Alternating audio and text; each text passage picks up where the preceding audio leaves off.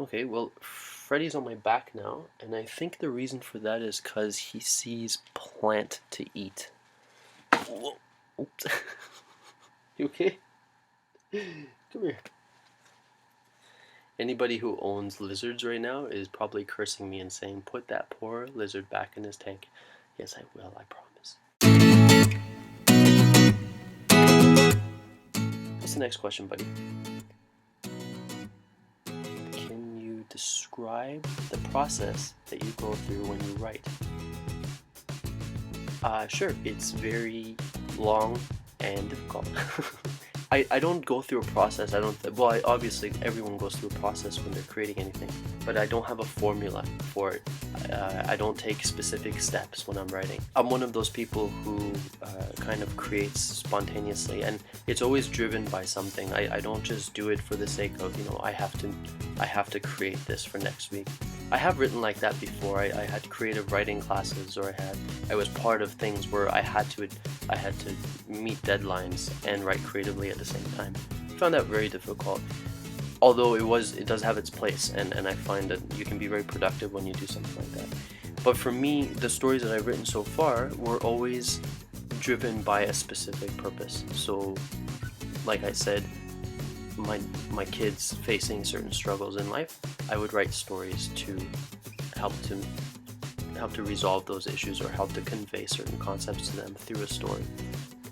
I might start with just writing out a whole bunch of thoughts in point form, and this is often what will happen is I'll be on a bus, or I'll be out walking around, and I'll have my iPhone, and I'll just start plugging in ideas in Notepad in point form of what I think I want to do.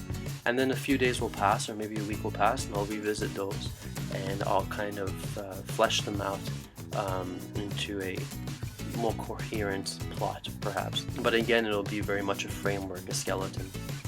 And then that skeleton will evolve. Once I have kind of a story in place, before editing it or refining it anymore, I'll read it to my kids. And as I'm reading the story, to see where things can be tweaked, refined, made cleaner and easier to understand, or if I feel like my children are glazing over as I'm reading, I can see that, there's room for improvement here. I'm not really maintaining their attention. So that's another process I go through. Then often before I actually send anything out, or I commit anything to being published or to being reviewed by professional, I'll let a lot of time pass. Like, I'll give it a good month or 2 months or 3 months. I'll just let it sit, and then I'll revisit it, because I find that if I give it a lot of time, I become very detached from the story. And in being detached, I can be more critical.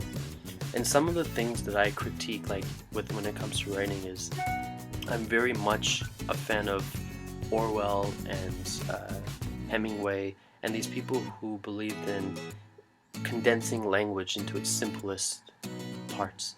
In my stories, I'll revisit the story, and I'll look at it and say, well, does this sentence really need to be here, or can the reader come up with this idea in their imagination? Will they inevitably think of this in their mind anyways? Do I need to describe it?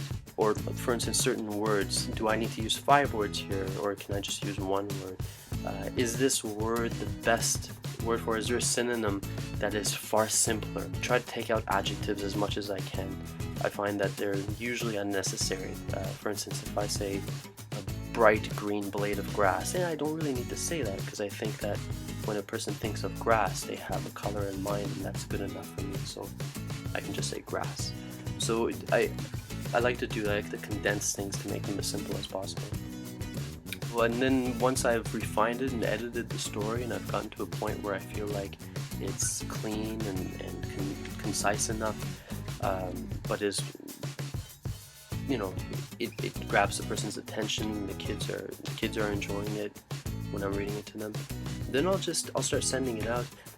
I'm very good at receiving criticism, so I have no problem people reading my work and then sending back feedback and saying, get rid of this, or this is no good, or you should add this, and all that. I'm very good with that, no problem. So I actually enjoy that. I like getting feedback.